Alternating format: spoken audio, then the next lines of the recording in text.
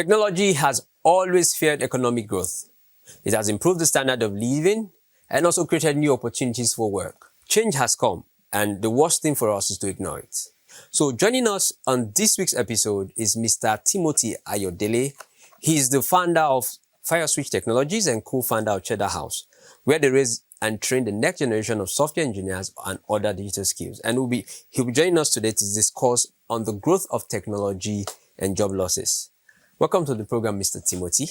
Thank you very much for having me. It's a pleasure. It's a pleasure to be here. Okay, with what I just analyzed, what's your take about technology and our jobs? Is technology going to take our jobs? I would say no, for short. I mean, to put it simply, I would say technologies will not take our jobs. Technology is here to make our lives better. As men under heaven, we will keep growing. We have to grow. It's innate, and that is where technology comes to play, right? So whatever technology is doing is simplifying how we do things already. So, but as regards jobs now, technology will only revolutionize jobs. It will change how we work, to change how certain jobs are carried out, and change how naturally we do things. So if you're asking, if you want to know if technology will take jobs as render people useless in the workspace, I would say no, for short.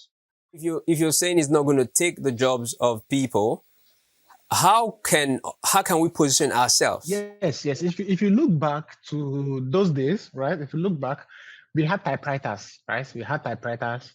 We had let me use typewriters for instance. Now we have computers. Every office, every desk has a computer, right? In fact, everybody walking on the street has a working computer. This mobile phone with me now, computes greater data, compresses greater data than ever before, than most desktop computers, right? So what happened? Many people had to transition. So what happened is that there was an era where our parents they started attending computer schools to learn how to type and all those things. What will eventually happen is we will have to evolve. We will have to evolve with time. For instance, if I am a if I am a I'm looking for the best example now. If I'm an accountant today, right?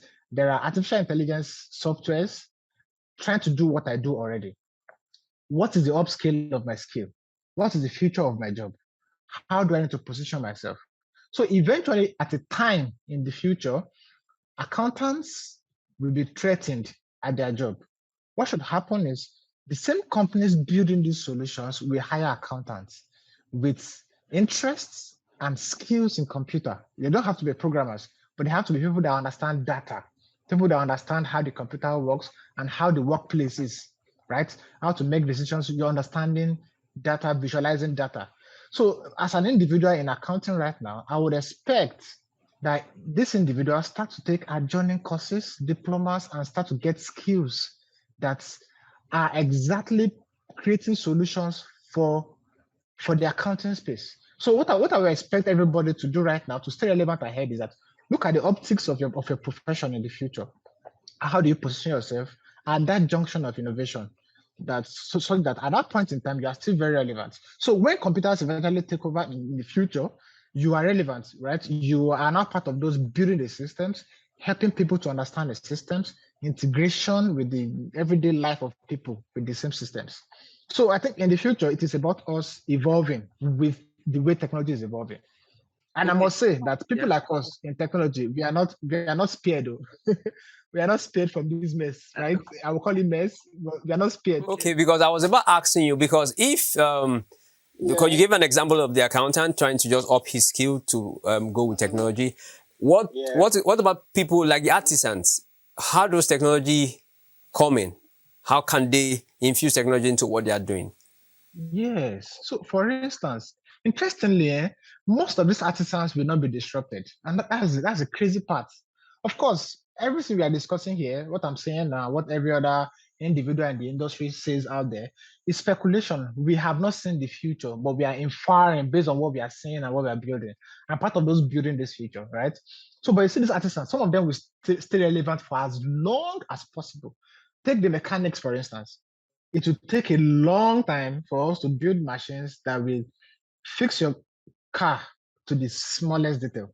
It will take a long time. It can happen because nothing is impossible, right, under heaven, but it will take time.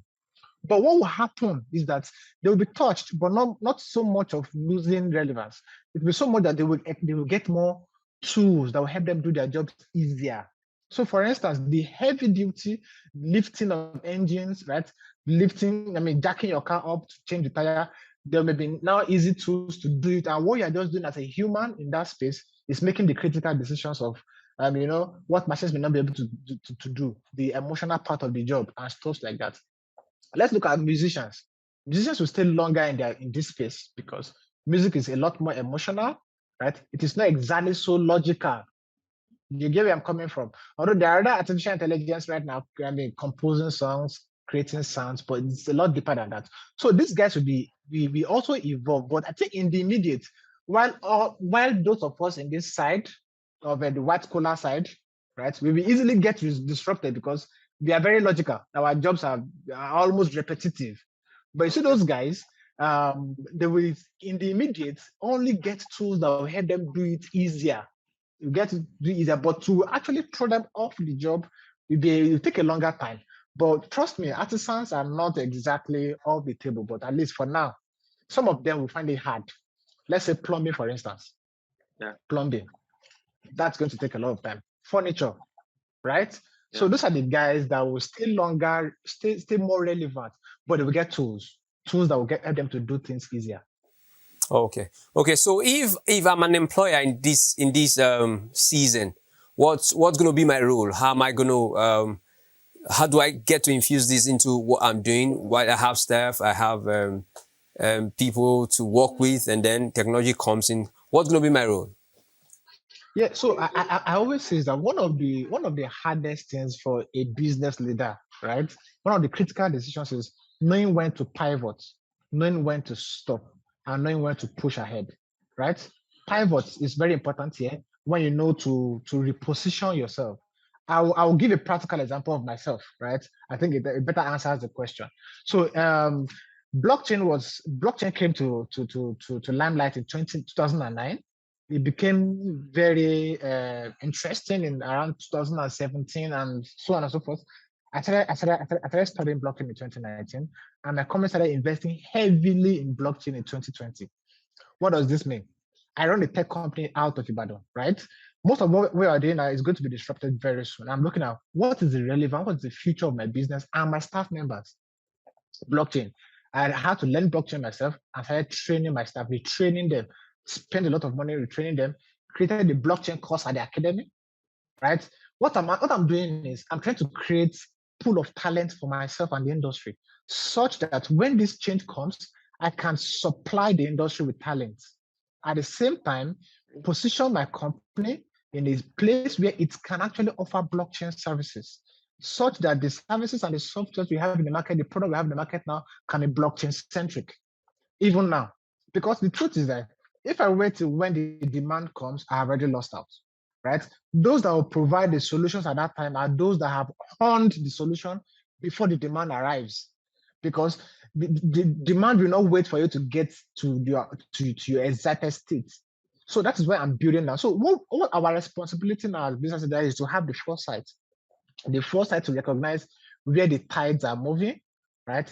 Get the resources to position ourselves and the will, I call it the political will, to position ourselves in the right direction. So our job, not action plan. Our job is recognize the direction of movement in your industry, right? Get the required resources and then train your staff, direct your staff, acquire talent even now. So I think that is our position as business leaders in this space. Okay, now coming down from that point, if I get to meet somebody in the market, and let's give her a name, Mama Ada, and now how does Mama Ada come in play? How does she embrace technology to help her? Because of course, we know the digital divide in Nigeria is still wide. So if for example, you come across a Mama Ada that sells maybe tomatoes in the market, how can she maybe come into this and like use technology to, will I say, enhance her business or get her to get in tune with what's happening? Yeah, so I know a lady that does snail farming, right? She sells snails, she raises snails. I think they fall in the same category. similar categories, and she started this things in the market. Yeah, so she approached me, Tim, how do I do this? Blah blah. I was like, see, don't stress yourself. She was talking about technology as if it is far-fetched. I said, do you have a smartphone? She said, yes. Are you on social media? I said, yeah, I'm on Facebook. Oh. Okay, now, do you have lights, ring lights? Do you have all these things? I told her to get those things, right? Get a mic, tell stories. Do you want to sell more? Tell stories. Tell stories. Educate people on how you get the best breed of snail, how you get their feed, your farming processes, harvesting, processing, who buys from you, what are the benefits of snail? Tell your story. That is one of the simplest way for technology to help her. Because in the nearest future, I'm going to buy from my phone, right? Very soon, there will be AI systems that recommend who I should buy from, right? These systems will rely on data analytics from Google, right? How do Google know who is the best person, the person creating stories online? Because these platforms have web crawlers that get information from social media platforms, from YouTube and stuff like that. So if she's creating content now, she's building a brand, a reputable brand, such that when you hear, you trust. So I told her, start telling stories, start using Instagram for what it should be, right? Unfollow content that you don't want to see, follow the content you want to. So for instance, if she starts to tell stories, right? She's feeding the internet with her content, right? What happens? Analytics all over the world, Google Analytics and whatever analytics that's available at that point in time, gets information from this pool of information. Snail, it knows your brand, right? You've created content on this product for so long that when anybody requests anything in this area, your brand pops up, right? So what happens is that you're building a footprint, a digital footprint. I call them digital footprints. Yeah? You're creating content, you're educating people on the best way to interact with her business. So she's never going to tell you, come and buy from me. She's educating you on what to do, how to interact, how snail helps your health, right? How it helps you with high blood pressure, if there's anything like that. So naturally, if you educate, people see you as an authority, and then they automatically trust you.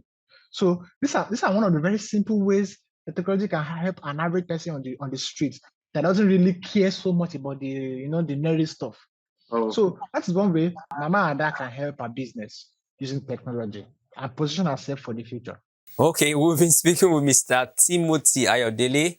He's the yes, I can hear you. Yeah, I can hear you clearly. Okay, so what would be your final thoughts for us tonight, Mr. Timothy?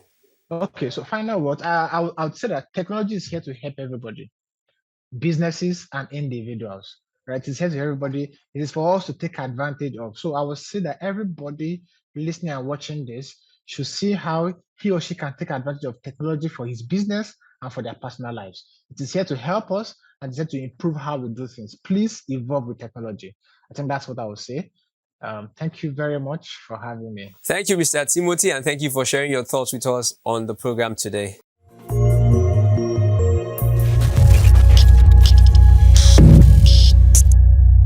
Since you're still watching, I see you've learned a ton of things today. So let's hit that like button, place a comment down below, or perhaps some feedback or something you want us to discuss in the program. Thank you for watching, and as always, stay creative. See you next time.